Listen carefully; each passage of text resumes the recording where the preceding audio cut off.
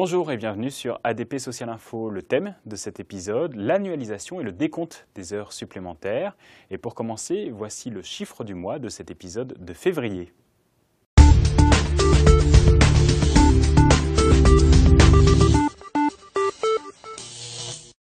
Depuis 2000, la durée légale du temps de travail est fixée à 35 heures par semaine. Les heures de travail effectuées par le salarié au-delà de cette durée sont qualifiées d'heures supplémentaires. L'annualisation du temps de travail conduit à considérer comme heures supplémentaires toutes celles effectuées au-delà de 1607 heures sur l'année. Quelle est la valeur de cette limite? C'est ce que viennent de préciser les juges de la Cour de cassation dans une décision récente.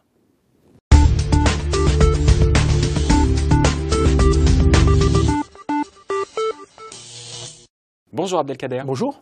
Parlons d'abord de ce que stipule la loi. Que prévoit-elle en cas d'annualisation du temps de travail? La législation actuelle, telle qu'elle résulte de la loi du 20 août 2008 portant entre autres réforme du temps de travail, fixe un seuil de déclenchement des heures supplémentaires à 1607 heures par an.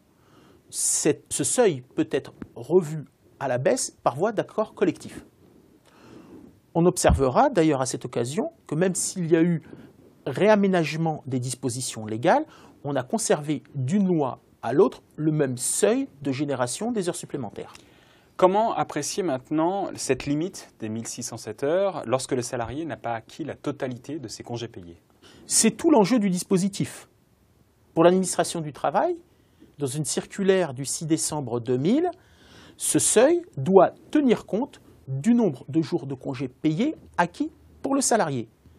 Ainsi, lorsqu'il a acquis uniquement 4 semaines, et non pas une cinquième, le seuil va passer de 1607 à 1642 heures, c'est-à-dire 1607 plus 35. Pour les juges, dans une décision du 14 novembre 2013, au contraire, ce seuil est intangible. On appréciera, quelle que soit la situation du salarié au regard des congés payés, ce seuil à 1607 heures par an. Comment expliquer cette décision des juges? Les juges font une interprétation stricte des dispositions légales.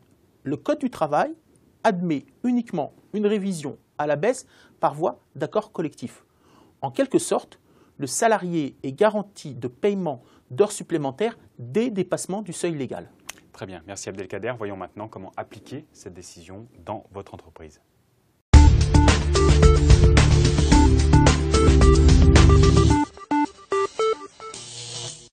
Abdelkader, comment apprécier les conséquences de cette décision de la Cour de cassation du 14 novembre 2013 pour les entreprises? Alors, ces conséquences sont extrêmement importantes pour l'entreprise, notamment en matière de gestion du temps de travail du collaborateur. Premier cas, l'entreprise souhaite que le collaborateur poursuive son activité.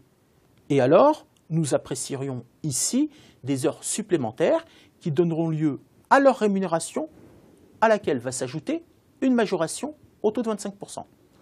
Second cas, l'entreprise estime que le salarié a rempli l'ensemble de ses obligations contractuelles et ayant pour conséquence notamment tout simplement la fin de son activité professionnelle pour l'année et puis une absence qui ne peut en aucune manière donner lieu à retenue sur salaire. Et voici que revient le sujet du juste décompte du temps de travail.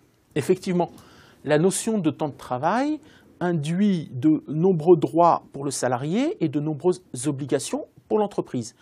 À travers la question qui nous intéresse ici, c'est tout simplement l'organisation même de l'entreprise qui en est affectée. Des choix conséquents devront être faits en matière de gestion globale de l'entreprise.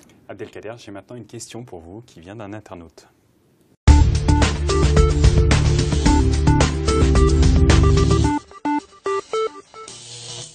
La décision prise par les juges vaut-elle pour tout type d'organisation pluri-hebdomadaire? Oui, depuis l'assouplissement apporté par la loi du 20 août 2008, tous les types d'organisation du temps de travail pluri-hebdomadaire sont concernés.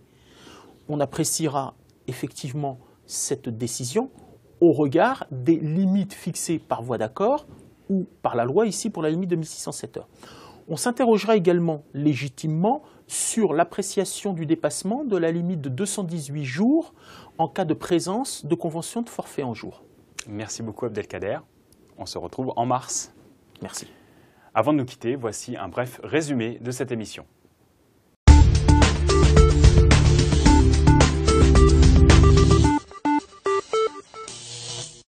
À retenir de cette émission de février 2014 d'ADP Social Info, il existe un seuil légal de déclenchement des heures supplémentaires en cas d'annualisation du temps de travail.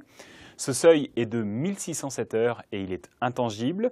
Toutes les heures faites au-delà de cette limite sont considérées comme des heures supplémentaires et rémunérées comme telles. C'est maintenant la fin de cette émission. Au revoir.